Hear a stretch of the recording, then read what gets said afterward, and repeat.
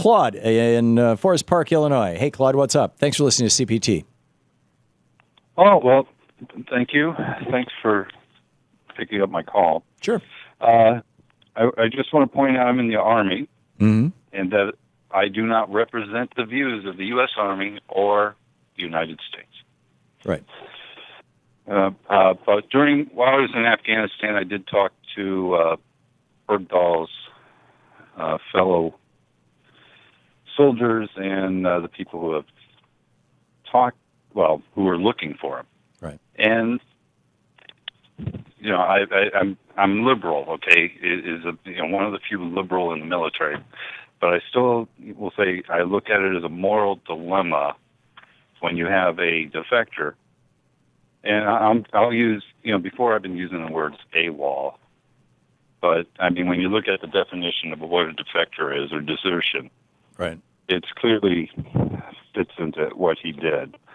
What he's alleged to have done. Yeah, I don't disagree with that, although at this point in time, I mean, from just a few days after he was captured by the Taliban, he has been not a defector but a prisoner of war. They have been treating him as a prisoner of war. He has been in a jail basically all this time, or been held in confinement. And so whether he, whatever led him to that, he is a prisoner of war by any definition. He might have been considered a slave. I mean, in reality, there. But at the time, no, he was a trophy. He was something that they have been trying for years to use as a bargaining chip. And we've got these 5 guys who are Taliban in Guantanamo. And when we end our hostilities with the Taliban next year, we're in all probability going to have to release them. We will no longer have a basis to keep them. They have not actually been charged with any crimes at all, even though they probably are bad guys. There's no specific charges against them. And so I think that Obama cut the best deal he could. I get it that, people were upset with this guy for walking away from his base or from his, that happens in wars. There are lots of people who have committed suicide, for example, in Afghanistan and Iraq, as a consequence of the stress of war. People do weird and wacky stuff. I get that. But if you're going to prosecute him here in a court of military justice.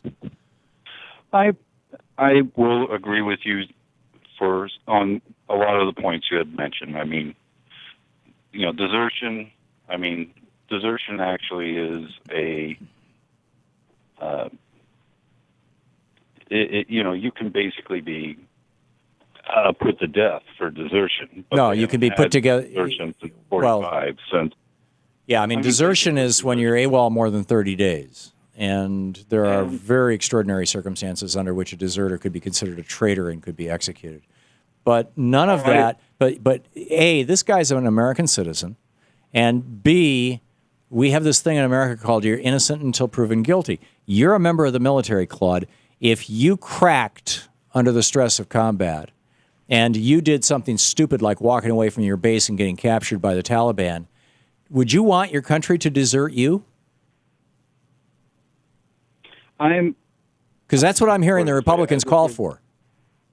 Right. Well, I'm also pointing out that during the time that he left, and you do say that he's a prize, but the reality is up until then, the anti-Afghani forces did not take prisoners. In fact, even afterwards, when they captured a couple of people, they were executed. Right. So that's, for some of us military people, you know some of the background of what was going on.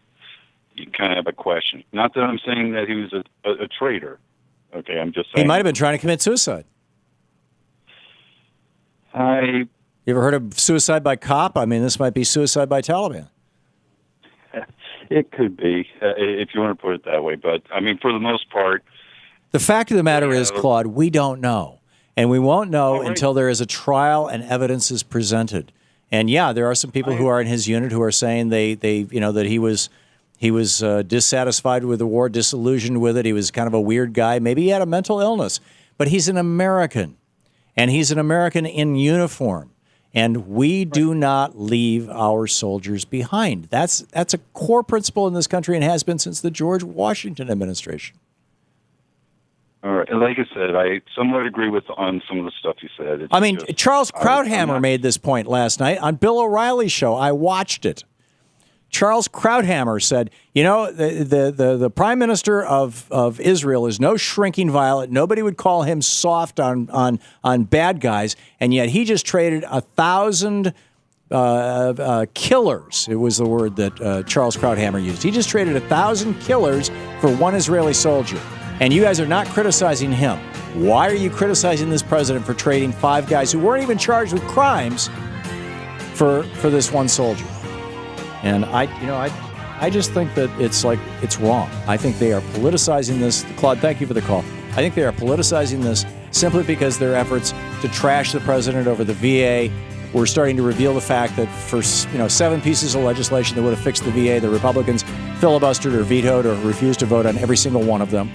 Their Benghazi stuff, there's no there. Their IRS stuff, there's no there. They got nothing. And so they're grasping at straws to try to take down this president.